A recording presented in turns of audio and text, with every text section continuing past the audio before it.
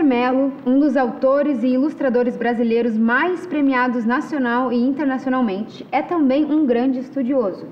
Ele nos conta que, se nós considerarmos o livro como um rolo de papel, uma imagem, uma rocha ancestral, os registros cuneiformes sobre placa de argila, uma escrita em papel tipo acordeon, um códice maia e etc., se pensarmos em todas essas formas de narrativa como livros, chegaremos à conclusão de que eles já nasceram ilustrados e diagramados.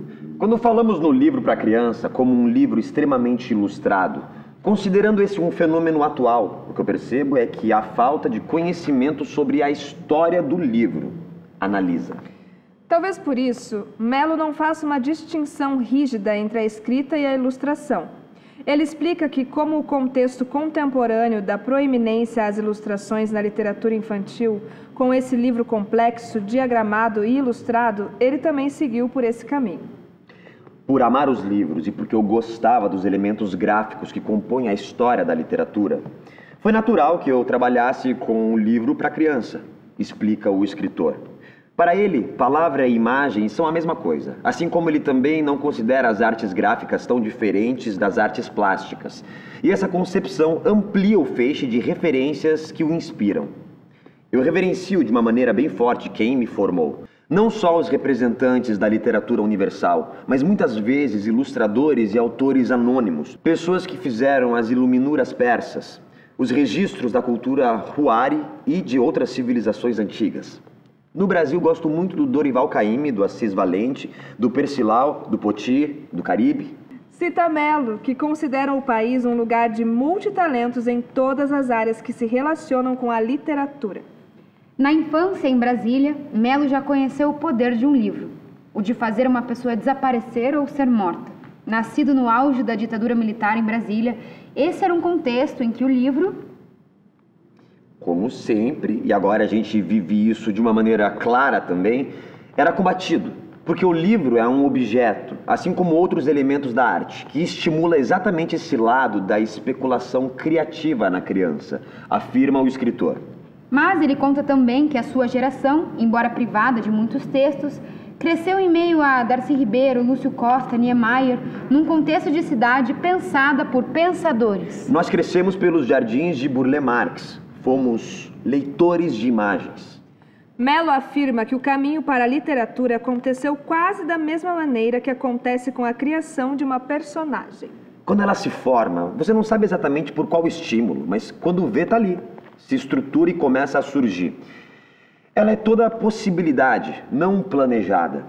Segue o seu caminho e a partir de um ponto já começa a indicar ao autor que vai seguir seu próprio caminho e que não vai mais aceitar determinadas imposições. Explica. Ele acredita que o escritor se forma pelos próprios questionamentos em um processo que envolve a fisicalidade do livro. Eu sempre vou chamar a atenção para isso. O livro desde sempre foi casa da palavra e da imagem. Portanto, o livro é fisicalidade. Afirma. Ele explica que a criação vem daí. Você coloca o pensamento no papel. O pensamento vem pelo filtro do lápis ou da caneta, que é também um marco. E a partir daí, essa cartografia se expande. Então, o processo de formação do escritor é amplo e gráfico. É sempre uma conversa sua com a ideia anotada no papel, com a imagem da ideia. No caso da literatura infantil e juvenil, a meu ver, é mais complexo o que acontece. Porque a gente não é mais criança, escreve levando em consideração essa criança. Analisa. Falando especificamente do livro Enredoana, com o qual Mello foi indicado ao Prêmio Jabuti em 2019, a obra conversa muito com o que foi dito por ele anteriormente, pois trata de uma personagem autora tão importante que foi banida da história por ser mulher. Ela não só foi a primeira mulher que assinou um texto, um poema, ela foi a primeira pessoa a fazer isso, esclarece o autor. Outro marco de Enredoana foi que pela primeira vez ele insere o eu na poesia. Com tamanha importância histórica, Mello procurou a Companhia das Letras para publicá-la e se uniu à também premiada ilustradora Mariana Massarani, possibilitando que o livro se tornasse um objeto de design. Para Mello, a narrativa parte de uma voz que se impõe no mundo, não pela exclusão, pelo contrário. Enredoana é todo inclusão. Ele redimensiona o mítico com a visão humana da personagem.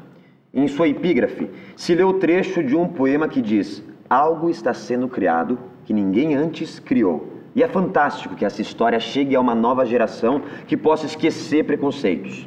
Finaliza o autor.